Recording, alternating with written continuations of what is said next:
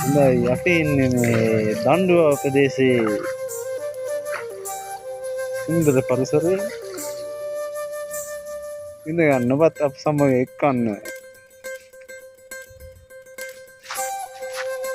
පොට්ටනේ මේකට වෙල්ල යන්නේ වෙල්ලයක් මරුනේ මේ වලින් තැන් වලට යන්න පින් කරන්න ඕන තනමන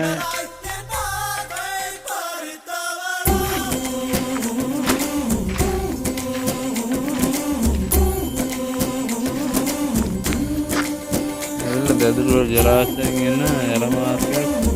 ගම් මැදින් ජලාශය සුන්දරයි නම් සුන්දරත්වය ඉඳ ගන්න ඔබට වෙල්ලා මේ ගම් වලට